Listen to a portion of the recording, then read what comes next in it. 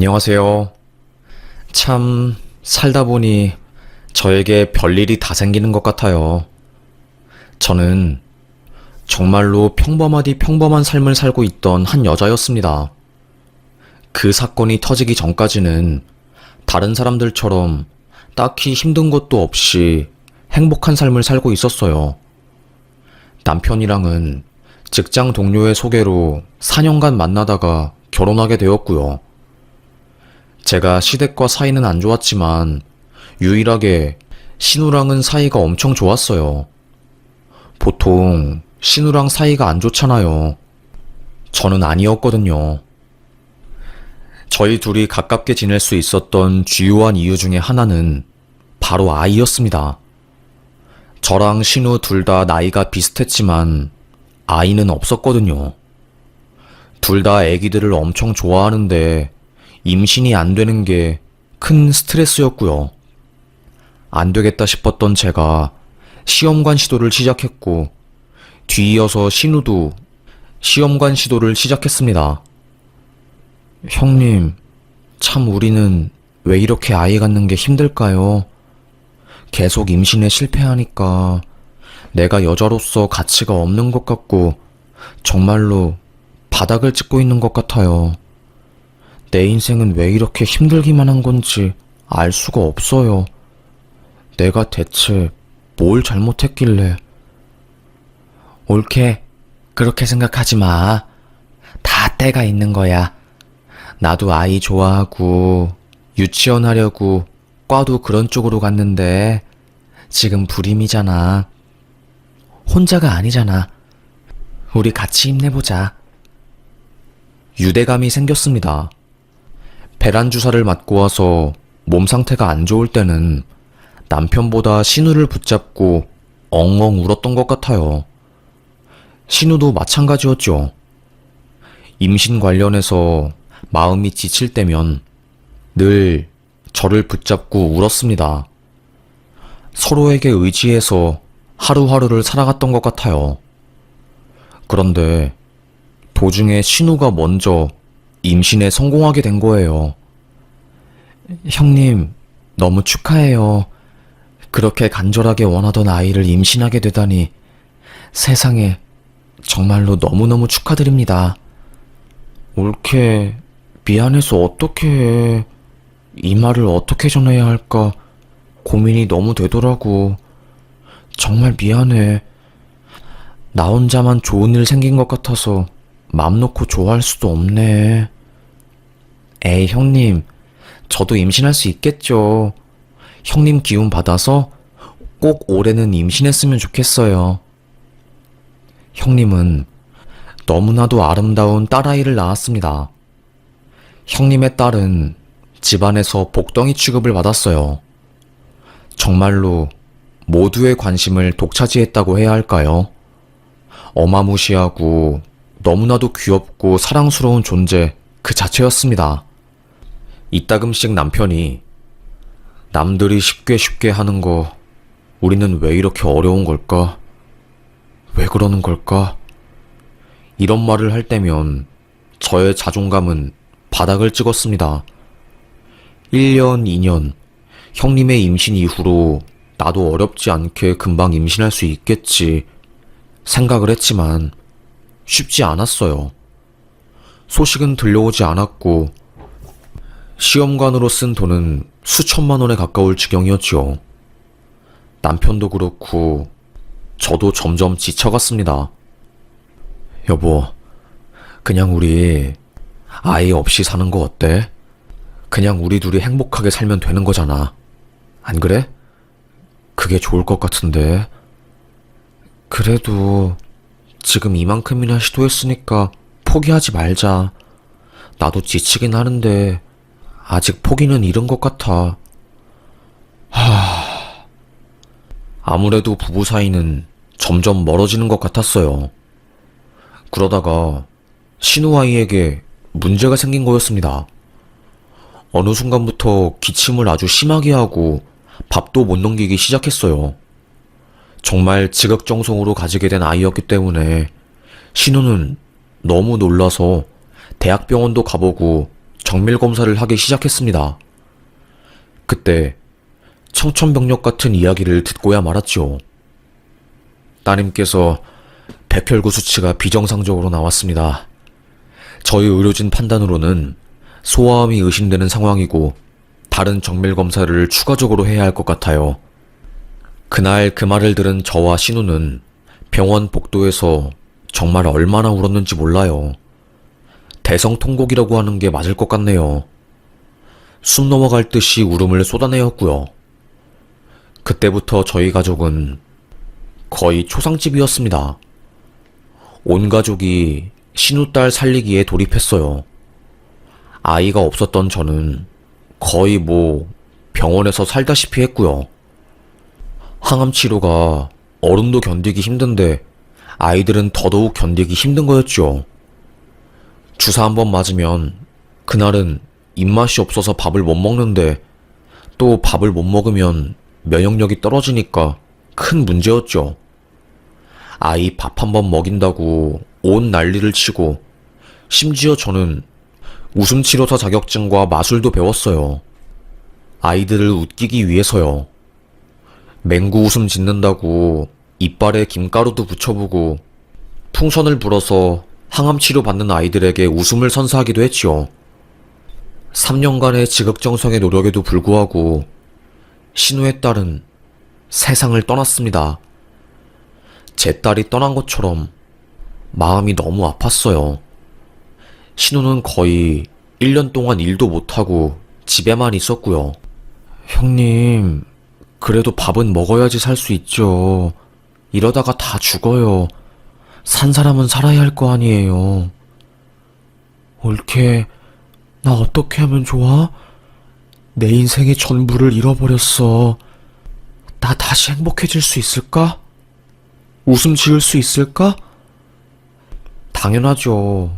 시간이 약이라는 말이 있잖아요. 그러니까 지금은 힘들어도 조금이라도 밥을 먹어봐요. 저도 정말 매일 울면서 형님과 거의 동고동락했던 것 같아요. 형님 살리겠다고 회사 일 끝나고 피곤한데도 불구하고 항상 밤 산책 같이 하고 맛있는 거 먹으러 데리러 가고 그렇게 조금씩 노력을 기울이고 시간이 지나다 보니까 형님은 우울증에서 벗어날 수 있게 되었습니다. 노력을 기울이고 시간이 지나다 보니까 형님은 우울증에서 벗어날 수 있게 되었습니다. 주말마다 보육원 봉사를 가기 시작하면서 많이 좋아진 것 같았어요. 나 그냥 전공 살려서 유치원 하려고. 유치원 하면서 내가 우리 딸한테 못 쏟은 사랑을 아이들에게 쏟으려고. 형님 대단하세요. 정말 잘 생각하셨어요.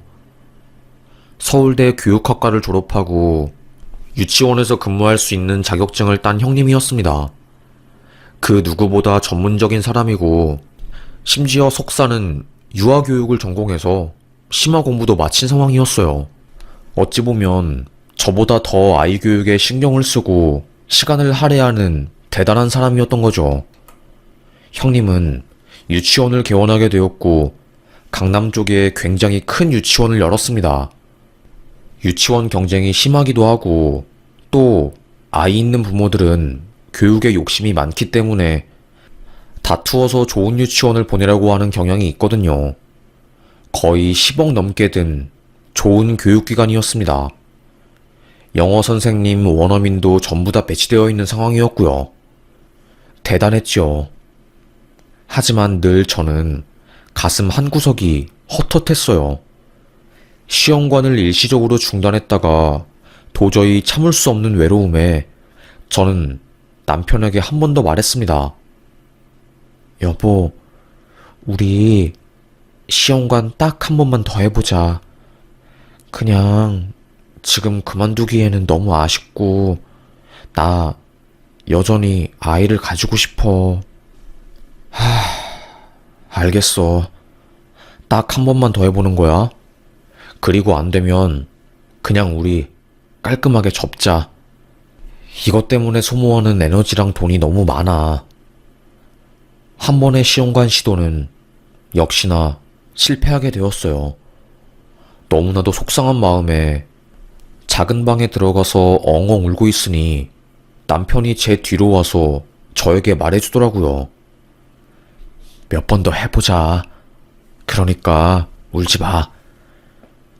남편의 배려로 인해서 저는 시험관을 지속적으로 시도할 수 있게 되었고 1년 뒤 기적처럼 착상에 성공하게 되었습니다. 매번 저는 착상도 실패했거든요.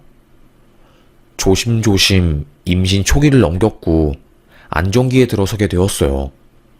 눈물이 나더라고요. 그리고 세상에서 제가 제일 행복한 사람 같았습니다. 세상의 주인공이 된 듯한 기분이라고 하면 될까요? 정말로 그런 느낌이었어요. 제 뱃속에서 생명이 자라고 있다는 사실이 너무나도 신기했고 하루하루가 감사했습니다. 그렇게 학수고대하던 아이가 태어나게 되었어요. 너무나도 이쁜 딸내미. 아주 순하고 착했습니다. 어릴 때부터 울지도 않고 칭얼대는 것도 없었어요. 어찌나 이쁘고 사랑스러운지. 아이를 데리고 밖에 나가면 사람들이 다 쳐다보고 아이 보고 이쁘다고 칭찬을 해줄 정도였으니까요. 이게 바로 엄마의 행복이구나 라는 것을 느꼈어요. 하지만 마냥 행복하진 않았습니다. 왜냐하면 저는 워킹맘이었고 육아휴직이 딱 1년뿐이었거든요. 그래서 1년 뒤에는 아이를 유치원에 보냈어야 했어요. 그래도 요즘은 다행히 국가에서 지원을 잘 해주어서 지원받을 수 있는 기관으로 가게 되었습니다. 그런데 그곳에서 사단이 벌어졌네요.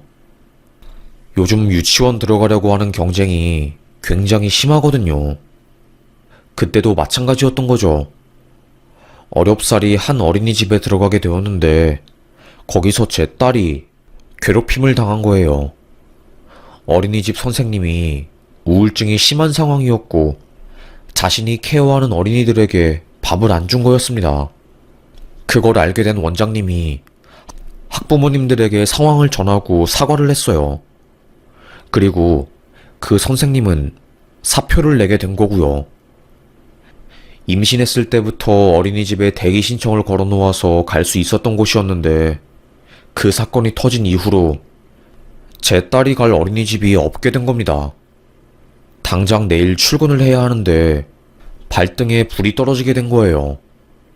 결국 남편이 그러면 돈은 내가 벌어올 테니까 당신은 걱정하지 말고 애기 돌보고 있어. 그냥 집에서 아이 육아에 전념해. 남편에게 너무나도 고마웠습니다. 그래서 제가 사표를 내고 전업주부로 살게 된 거였어요. 하루 종일 아이 보고 집안일하는 것은 꽤나 힘든 일이 맞긴 했지만 그래도 행복했어요. 제 적성에 아주 잘 맞는 일이라고 생각을 했거든요. 근데 웃긴 게 전업주부를 하니까 안 보이던 것들이 점점 더 보이기 시작하더라고요. 뭐라고 이야기를 해야 할까요? 남편이 조금씩 집에 늦게 들어오기 시작하고 이상한 향수 냄새를 풍기고 오고 뭔가 여자의 직감으로 느꼈을 때 쎄한 감정이 올라오기 시작했어요. 그렇다고 해서 혼자서 돈 벌어오는 남편을 의심하고 핍박할 수도 없는 노릇이었고요. 어느 날 남편이 술을 잔뜩 먹고 새벽 3시에 들어왔을 때가 있었어요. 아니 왜 이 시간까지 술을 마셔? 집에 애기도 있는 남자가. 정말 이런 식이면 나 힘들어서 못 살아. 응? 제발 앞으로는 술 적당히 마시고 들어와. 남편은 대꾸도 안 하고 침대에 쓰러져서 잠을 잤습니다. 새근새근 잠을 자는 남편의 코트를 벗겨서 장롱에 정리를 했어요. 그때 핸드폰에 징 진동이 울리더라고요. 저장된 이름은 김선영 씨였습니다. 김선영 씨는 남편에게 카톡을 보냈더라고요. 잘 들어갔어? 오늘 좋았어. 이걸 가지고 의심을 할 수는 없었어요. 하지만 새벽 3시에 그런 문자를 유부남에게 보낸 것은 수상했습니다. 카톡창을 들어가니까 그동안 했던 대화들은 전부 다 지워버린 것인지 하나도 없더라고요. 저는 핸드폰을 더 뒤지기 시작했고 그때 알게 되었어요. 비밀 메신저 앱이 있다는 사실을요. 거기서 지네 둘이 북치고 장구치고 난리를 쳤더라고요. 오늘 야근 끝나고 탕비실에서 한탕 해볼까? 에이, 이러다가 회사에 소문 다 나겠다. 오늘은 막창집 가서 소주 한잔하고 차에서 하자. 이런 대화가 오고 갔습니다. 손이 달달 떨리는 와중에 저는 핸드폰으로 그 대화를 전부 다 캡처를 했어요. 미치겠더라고요. 알고 보니 남편은 오피스 와이프를 저 몰래 두고 있었던 겁니다. 아이를 가지지 못했을 때부터 시작된 관계인 것 같더라고요. 들어보니 그 여자도 유부녀였던 거고요. 손이 달달 떨렸습니다. 어처구니가 없더군요. 적어도 3년은 넘어 보였어요. 술에 진탕 쪄들어서 온 그날도 남편은 그 여자랑 놀다가 온 거였어요. 그리고 대화 중에 이런 이야기도 있더라고요. 요즘 마누라는 애만 보느라 여자로서 매력이 없어. 여자로서 매력이 있어야지 나도 좀 뭔가를 하든가 말든가 하지. 아줌마가 다 됐잖아. 근데 당신은 항상 관리를 잘해서 좋아. 당신이 내 아내였다면 정말 자랑스러울 텐데. 이 말을 들은 순간 저의 자존감은 아예 바닥을 쳤습니다. 정말로 나는 그냥 아무것도 아닌 존재구나 싶더라고요. 그날 새벽 택시를 타고 아이를 데리고 친정에 갔습니다. 새벽부터 친정에 온 저를 본 엄마는 무슨 일이 생겼다는 것을 직감적으로 알게 된 거였지요. 무슨 일이니?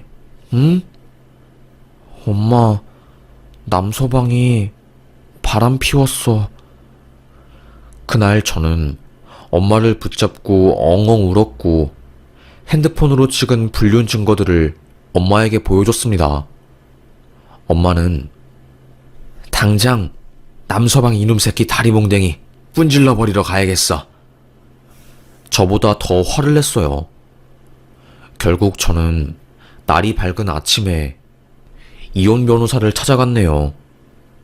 아침이 되고 나서야 상황을 파악한 남편은 저희 집에 찾아와서 무릎 꿇고 한 번만 용서해달라며 난리를 쳤지만 저는 그 마음을 받아주지 않았어요. 위기를 모면하기 위해서 악어의 눈물을 흘리는 거라고 생각을 했거든요. 역시나 제 생각이 맞았습니다.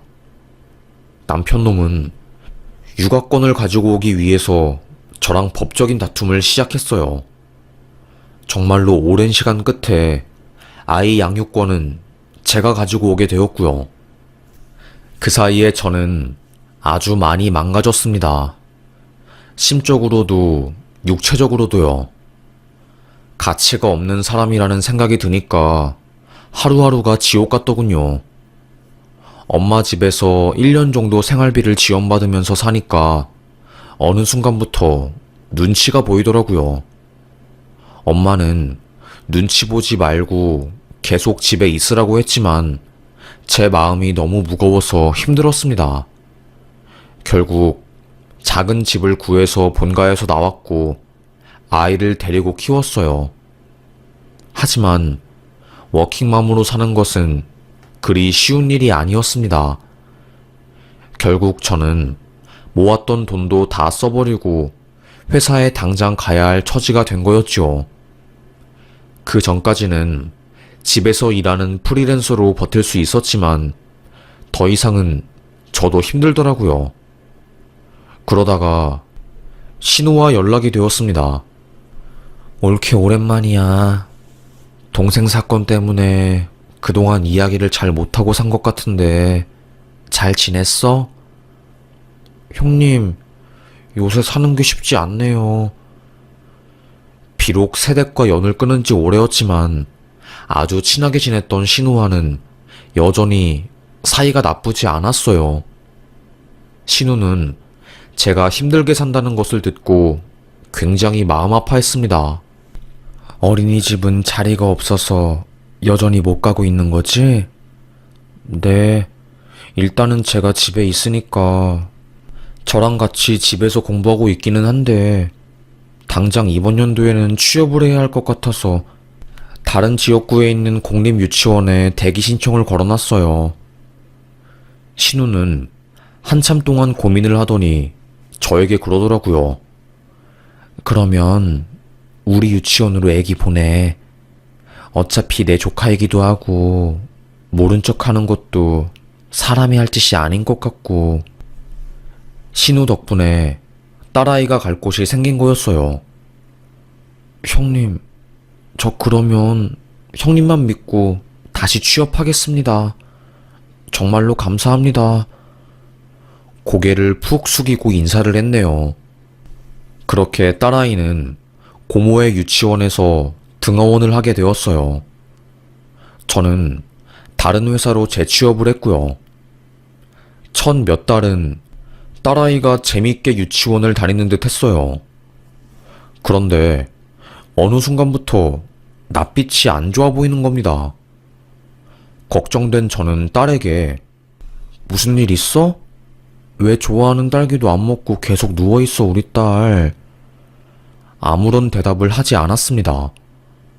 너무 걱정된 저는 형님, 혹시 애가 유치원에서 잘 적응을 못해요? 먹는 것도 좋아하고 조잘조잘 말하는 것도 좋아하는 애인데 갑자기 말을 안 하고 대답도 없고 이상해서요. 반을 바꾸었는데 낯가림이 좀 있는 것 같아. 그래서 적응하느라 말수가 줄어든 것 같은데. 별일 아니라는 듯이 말하길래 저도 별일 아니라고 생각하고 그냥 넘어가려고 했습니다. 그런데 세상에 어느 순간부터는 아예 딸내미가 말을 안 하기 시작한 겁니다. 직장 동료들에게 말하니까 아니, 하루 종일 아무 말도 안 한다고? 유치원에서는 별말 없고? 실어증 걸린 거 아니야? 아니면 언어 치료라도 받아봐야 하는 거 아니야? 저보고 늦지 않게 빨리 병원에 데리고 가라고 하더라고요. 그 말에 심장이 쿵 하더라고요. 이게 무슨 일인가 싶었습니다. 저는 가까운 소아과에 가보았어요. 거기서는 문제가 없대요. 신체적으로도 언어 구강 구조도 전부 정상이래요. 제가 1년 전에 찍은 홈 비디오를 의사 선생님께 보여드리니 웅변대회 나갈 정도로 이렇게 말을 잘하는 애가 어쩌다가 입을 꾹 닫았을까요? 조심스럽게 권해드리자면 소아 청소년 전문으로 하는 정신과에 한번 가보시길 추천드립니다. 심장이 쿵 떨어지는 것 같더라고요. 바로 근처에 있는 정신과를 추천받아 그곳을 가게 되었습니다. 몇 가지 정밀 검사를 받은 뒤 의사 상담을 하러 갔어요. 의사가 저에게 아이를 잠깐만 밖에 대기시키고 저만 들어오라고 하더라고요. 혹시 아이에게 큰일이 생기거나 충격받을 만한 일이 있었을까요? 아니요. 제가 남편이랑 이혼한 것 외에는 딱히 없었어요. 그리고 이혼하고 나서 몇 년 동안 말도 잘했고요. 단기 실어증에 걸린 것 같아요. 보통은 전쟁이나 큰 트라우마가 남을 법한 사건을 겪은 이후에 실어증이 생기는데 이렇게 어린 나이에 실어증이 생기는 것은 극히 드물거든요. 한번 아이의 생활 패턴에 문제가 있는지 아니면 어머님이 모르시는 일이 있는지 살펴보셔야 할 것 같습니다. 금이야 오기야 애지중지 키운 내 딸이 실어증에 걸렸더니 솔직히 말해서 처음에는 믿지 못했습니다. 현실을 부정했던 것 같아요. 그래서 아이를 붙잡고 울기도 많이 울었죠. 신우한테는 차마 이야기를 하지 못했습니다. 아무리 친해도 거리감이 있긴 있었거든요. 그리고 솔직히 말하면 애가 실어증 걸렸다고 이야기를 하게 되면 시댁에서 난리를 칠 게 뻔했고, 그러면 또 양육권 관련해서 소송이 들어올까봐 무서웠던 것 같아요. 그래서 저 혼자만 소가리를 하면서 딸내미를 보살폈습니다. 어느 날 정신과 선생님이 그러더라고요. 제 생각에는 추측이긴 하지만 유치원에서 문제가 발생할 가능성이 큰 것 같아요. 가정에 문제가 없으면 보통은 유치원에서 문제가 생기거든요. 일단은 아이들은 무서운 일이 생기면 입을 닫아버리거든요. 그러니까 초소형 녹음기 같은 걸 사서 아이 양말에 넣어두는 것도 생각해보세요. 의사의 말을 듣자마자 저는 녹음기를 사서 아이의 가방과 양말에 넣어두었습니다. 그것도 아주 꽁꽁 숨겨놓았지요. 그리고 그날 녹음된 녹음 파일을 컴퓨터에 옮겨서 들은 순간 기절할 뻔했네요. 온몸에 소름이 끼친다는 게 뭔지 알 것 같았어요. 너 죽을래? 엄마한테 말하면 정말로 고모한테 맞아 죽는 거야? 성인도 듣기 힘든 학대에 가까운 욕과 폭언들이 난무했습니다. 알고 보니 신우는 그동안 유치원에서 제 딸을 괴롭히고 학대해왔던 거예요. 급식 먹을 때면 제 딸만 밥을 안 주고 작은 방에서 벌을 주거나 혹은 아무도 안 볼 때 딸을 이유 없이 때린 거였죠. 너무너무 무서웠던 딸이 엄마한테 이를 거라면서 앙앙 울자 그때부터 더 교묘하게 딸을 괴롭히기 시작한 거였습니다. 그 괴롭힘의 정도는 말로 표현하지 못해요. 뉴스에까지 나왔으니 말이죠. 저는 그 녹음 파일을 들고 바로 정신과에 갔고 의사에게 들려주었습니다. 병원 사람들이 기함을 할 정도로 치밀한 아동학대였고, 바로 의사는 진단서를 써주고 학대로 인한 실어증이라는 것을 말해주었어요. 저는 그 진단서를 가지고 변호사를 선임해서 경찰에 신우와 그 유치원 자체를 고소했습니다. 한순간에 유치원이 아동학대 기관으로 낙인 찍히고 학부모들 사이에서 소문이 쫙 도니까 거의 바로 망해버렸어요. 신우는 저에게 전화와서 증거 있어? 증거도 없이 딸이 실어증 걸렸다고 우리 유치원을 고소해? 내가 얼마나 잘해줬는데 어떻게 이렇게 뒤통수를 칠 수 있어? 어? 이건 사람이 할 짓이 아니지. 고래고래 소리를 지르더라고요. 신우는 제가 녹음본을 가지고 있다는 것을 모르고 경찰 조사를 받았습니다. 나중에 녹음본이 있다는 것을 알게 된 후 모든 죄를 시인하더라고요. 경찰 조사에서 실토하기를 제가 너무 밉고 부러웠답니다. 자기는 힘들게 아이를 낳았지만 소아암에 걸려서 죽었는데 올케는 이쁜 아이와 함께 둘이 오순도순 사는 게 너무 부러웠대요. 비록 이혼하긴 했지만 강인하게 모든 상황을 이겨내고 엄마로서의 삶을 사는 게 질투가 났다고 합니다. 그래서 조카를 괴롭히면서 희열을 얻었대요. 조카가 망가지면 망가질수록 옳게도 힘들어지니까 그걸 노렸다고 하더라고요. 솔직히 악마 같았습니다. 하지만 그 마음을 이해하지 못하는 것은 또 아니었어요. 저도 오랜 시간 시험관을 통해서 아이를 가진 상황이었기 때문에 아기들을 키우며 평화로운 나날들을 보내는 엄마들을 엄청 부러워했거든요. 하지만 이건 아니었습니다. 시댁에서 연락이 왔어요. 저보고 예정이 있으니 이해를 해달라고 하더라고요. 용서해주면 안 되겠냐고요. 전 남편도 저에게 연락을 했습니다. 미안해. 누나가 잘못한 게 맞아. 나도 그 이야기를 듣고 너무 화가 나서 누나한테 소리 질렀어. 그런데 법적으로 해결하면 너무 길고 힘들잖아. 당신이 조금만 우리 누나 이해해주면 안 돼? 불쌍한 사람이야, 진짜로. 저도 모르게 마음이 흔들리더라고요. 잘못한 건 그 사람인데 내가 용서를 안 해주면 나만 나쁜 사람이 되는 것 같았습니다. 혼란스러운 마음을 겨우 다잡은 저는 용기를 내서 고소를 끝까지 하겠다고 마음을 먹었습니다. 그러자 그 유치원에서 학대를 당한 아이 엄마들이 저에게 연락을 하기 시작했어요. 우리 아이도 이따금씩 몸에 멍들어오곤 했어요. 우리 아이도 마찬가지였어요. 그 유치원에 다녔다가 수전증도 생기고 불안증이 심해지길래 어렵게 유치원을 옮겼거든요. 알고 보니 저만 그런 일을 당한 게 아니었습니다. 온몸에 소름이 돋더라고요. 아주 치밀하게 제 딸뿐만 아니라 유치원에 다니고 있는 수많은 아이들에게 고통을 주고 있었던 거였어요. 절대로 용서하면 안 되겠다고 생각을 했고요. 어떤 한 엄마는 언론에 제보를 해서 신우의 유치원이 8시 뉴스에 나오기도 했어요.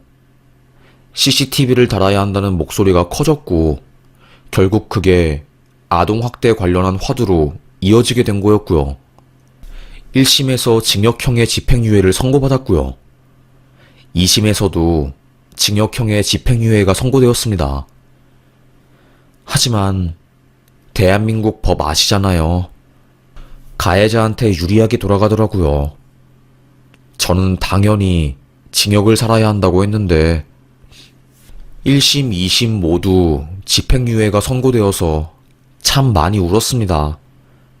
법원 앞에서 시위도 해보고 전국 엄마 모임에 들어가서 울분을 토로하기도 했어요. 그러면서 점점 힘을 키워나갔고 지금은 대법원 판결을 기다리고 있네요. 계속해서 항소를 하더라고요. 양형이 부당하다면서요. 마치 무죄가 나오길 기다리는 사람 같아요. 다음 달에 대법원 항소가 기각될지 안 될지가 판단이 되는데 어떤 판결이 나올지 모르겠네요. 신우 인생은 거의 파탄이 났어요. 그 사건으로 인해서 남편에게 이혼 소송을 당했다고 하더라고요. 당신이 두 얼굴을 가지고 살 줄은 꿈에도 몰랐어. 어떻게 그럴 수가 있어? 아무리 생각해도 이건 아니지. 당신 너무 무섭다. 이혼하자. 재판하면서 이혼 소송까지 당하고 정신병이 제대로 온 신우는 매일매일 정신과 약을 먹지 않으면 살 수 없는 지경에까지 이르렀다고 하더라고요. 그 모습이 참 뭐라고 말로 표현할 수 없는 감정을 일으켰네요. 남편은 저에게 무릎을 꿇고 우리 누나 때문에 이런 일이 생겨서 너무나도 미안하다고 저에게 싹싹 빌었네요. 에휴, 다행히 제 딸은 정신과 치료와 심리치료, 그리고 미술치료 등등 받을 수 있는 치료는 다 받으면서 지금 건강하게 잘 살고 있습니다. 실어증 증상도 없어지고 지금은 말을 아주 곧잘해요. 누굴 닮아서 그렇게 야무지게 말하는지는 잘 모르겠지만 그래도 아이가 잘 커가는 것 같아서 요즘 큰 걱정이 없습니다. 하지만 초반에는 정말 고생을 많이 했어요. 딸내미가 유치원 가는 것을 너무 무서워해서 엄마가 대신 손녀를 돌봐주었고요. 저는 일을 안 할 수가 없어서 눈물을 머금으며 일터에 나갔습니다. 엄마, 오늘은 회사 안 가면 안 돼? 나랑 같이 있어줘. 저의 바짓가랑이를 잡고 애타게 소원하는 딸을 보는 게 쉬운 일은 아니었네요. 닭똥 같은 눈물을 뚝뚝 흘리면서 출근하는 힘든 워킹맘 삶을 살았습니다. 하지만 저는 지치지 않고 계속해서 나아가려고요. 그리고 주말에는 아이들의 인권을 위해서 시위도 가고 많은 활동을 하고 있습니다. 아무래도 아이들을 키우다 보니까 뉴스 기사에 아동학대나 아이 관련한 뉴스가 나오면 계속 신경이 쓰이더라고요. 어쩔 수 없었습니다. 그래도 조금이나마 우리 아이들이 살기 좋은 환경을 만들어주기 위해서 나름대로 열심히 노력하고 다방면으로 알아보면서 살고 있어요. 이번에 이렇게 글을 쓴 것도 우리 주변에 위험에 노출된 아이들이 많으니까 아이들이 주변에 있으면 잘 살펴봐달라고 이야기를 하고 싶어서 글을 쓰게 되었습니다. 아무래도 어릴 때 받은 상처가 성인이 되어서도 괴롭히고 사람이 성장하는데 크나큰 영향을 미치더라고요. 정신과 의사 선생님도 제 딸의 그 부분을 가장 염려하셨습니다. 그래서 심리치료도 아주 깊게 파고들면서 받았던 것 같아요. 그래도 똑 부러지는 딸은 그 기억에서 차츰차츰 벗어나서 지금은 아주 건강하게 학교 생활을 잘 하고 있어요. 얼마 전에는 회장이 되었다고 저에게 신나서 자랑하려고 막 집에 들어온 적도 있었어요.